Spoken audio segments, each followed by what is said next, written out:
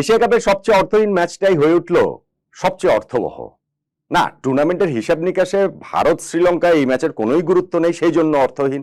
কেননা ভারত এর আগেই ফাইনাল খেলাটা নিশ্চিত করেছে, কেননা শ্রীলঙ্কা এর আগেই ফাইনাল থেকে বিদায় নেওয়াটা নিশ্চিত করেছে। কিন্তু তারপরেও এই ম্যাচটা সবচেয়ে অর্থবহ হয়ে উঠেছে রোমাঞ্চের দিক থেকে, এক্সাইটমেন্টের দিক থেকে, দর্শকদের বিনোদন দেওয়ার দিক থেকে। ভাই, খেলাটা সুপার ওভারে গিয়েছে, তাতেই তো বুঝতে পারছেন যে কিরকম একটা ম্যাচ হয়েছে। এশিয়া কাপে এবার বেশিরভাগ ম্যাচই যেখানে এক পেশে হয়ে যাচ্ছে, সেইখানে এরকম অর্থহীন ম্যাচ যখন সুপার ওভার পর্যন্ত চলে যায়, তো বুঝতেই পারছেন ম্যাচটা কিরকম রোমাঞ্চ ছড়িয়েছে। ভারত শ্রীলঙ্কা এই ম্যাচটা একটা সময় ভারতের জয় নিশ্চিত মনে হচ্ছিল, যখন তারা 200-র উপরে রান করছে, 202। সেই রান তারা করে এক সময় শ্রীলঙ্কার জয়টা প্রায় নিশ্চিত মনে হচ্ছিল। সেইখান থেকে খেলাটা সুপার ওভারে যে চলে গেল, ওই জায়গায় শ্রীলঙ্কা আর ভারতের সাথে পেরে ওঠেনি। ভারতের সুপ্রিমেসি ওই জায়গায় এস্টাবলিশ হয়েছে এবং সুপার ওভারে তারা আক্ষরিক অর্থেই শ্রীলঙ্কাকে উড়িয়ে দিয়ে ম্যাচটা জিতে নিয়েছে। এই যে একটা ম্যাচ হলো, এরকম একটা এক্সাইটিং ম্যাচ হলো, সেই ম্যাচটা টার্নিং পয়েন্ট কোনটা ওই আলোচনায় তো এই ভিডিওতে, কিন্তু আমার যেটা টার্নিং পয়েন্ট সেইটা আমি নিশ্চিত, আমি একেবারেই নিশ্চিত, আমি 100% নিশ্চিত যে আপনাদের 5%, প্রবাবলি 1% ওইটা টার্নিং পয়েন্ট হিসেবে দেখছেন না। আমি কেন দেখছি সেইটার আমারও নিজস্ব একটা ব্যাখ্যা রয়েছে, আমার সঙ্গে আপনি এটা একটু মিলিয়ে নিতে পারেন। দেখুন, সুপার ওভারের ম্যাচটা সুপার ওভার থেকেই যদি আমরা শুরু করি, ওইখানটাতে একটা টার্নিং পয়েন্টের দাবিদার যে শ্রীলঙ্কা সুপার ওভারে কেন পাথম নিশাঙ্কাকে ব্যাটিং করতে পাঠালো না, যিনি মাত্রই টি-20 ম্যাচে সেঞ্চুরি করেছেন, 58 বলে 107 রানের ইনিংস খেলে এই 20 নম্বর ওভারটাতেই তিনি গিয়ে আউট হলেন। সো তাকে সুপার ওভারে শ্রীলঙ্কা পাঠাবে না। শ্রীলঙ্কা এই জায়গাটাতে কুশল পেরেরা, দাসুন সানাকা, কামিন্দু মেন্ডিসদের পাঠাবে। সো শ্রীলঙ্কার এই ডিসিশনটা একটা টার্নিং পয়েন্টের দাবিদার, স্পেশালি যখন এই 3 ব্যাটসম্যান মিলে করেছেন মাত্র 2 রান। এখন এইখানটাতে আশদীপ সিংকে যে বোলিং এ দিয়েছে ভারত, সেইটাকেও আপনি টার্নিং পয়েন্ট বলতে পারেন। আশদীপের ফ্যান্টাস্টিক তিনি বোলিং করেছেন, তিনি ওই কুশল পেরেরাকে শুরুতেই আউট করে দিয়েছেন। আবার হচ্ছে গিয়ে ওইখানটাতে আর নাটকীয়তার যে জায়গাটা তৈরি হয়েছিল তুমুল ভাবে, দাসুন সানাকার বিপক্ষে আম্পায়ার আউট ঘোষণা করেছিলেন কট বিহাইন্ডের অ্যাপিলে। উইকেট কিপার সঞ্জু স্যামসন আবার এদিক দিয়ে একটু বেরিয়ে গিয়েছিলেন, যে তার হচ্ছে গিয়ে বেলস ফেলে দিয়েছেন, ফলে তিনি রান আউটও হয়ে গিয়েছেন। কিন্তু দাসুন সানাকা তিনি ডিআরএস নিলেন, ডিআরএস নেওয়ার পর দেখা গেল যে বল তার ব্যাটে লাগেনি, তিনি নট আউট হলেন এবং রান আউটও তিনি হননি, কারণ বলটা ওই সময় ডেড হয়ে গেছিল, ডেড বল হয়ে গেছিল আম্পায়ার আউট ঘোষণা করাতে। কারণ আম্পায়ার যদি আউট ঘোষণা না করতেন দাসুন সানাকা, তাহলে হচ্ছে রান আউট হয়ে যেতেন।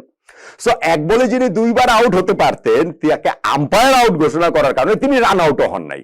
তো এত নাটকীয়তা করে হয়েছে কি, শ্রীলঙ্কা তুলতে পেরেছে মাত্র 2 রান, আর সেইটা ভারত টপকে গেছে প্রথম বলেই সূর্যকুমার যাদব ওয়ানিন্দু হাসারাঙ্গাকে কাভার দিয়ে ঠেলে 3 রান নেওয়ার প্রেক্ষিতে।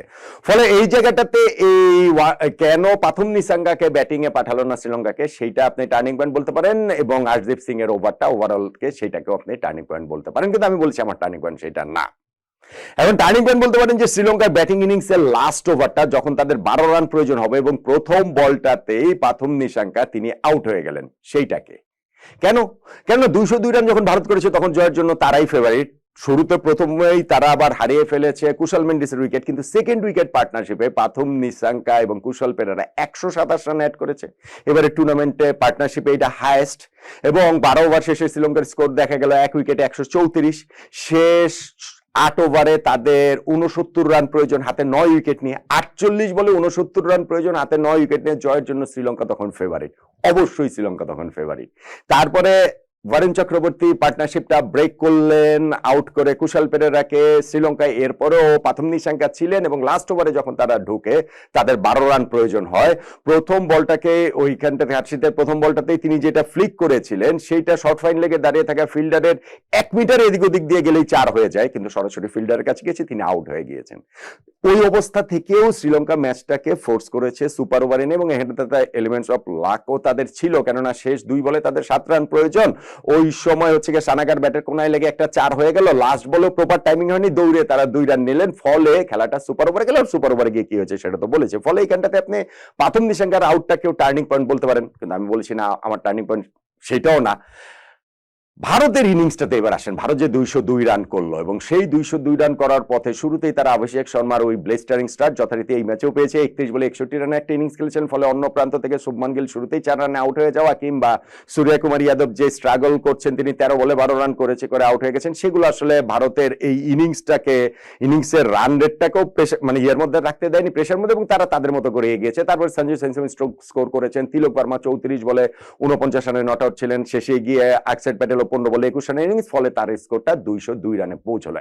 আসুন এইবার ভারতের এই ব্যাটিং ইনিংসের শেষ দুইটা বলে, স্ট্রাইকে অক্ষর প্যাটেল, নন স্ট্রাইকে তিলক ভার্মা।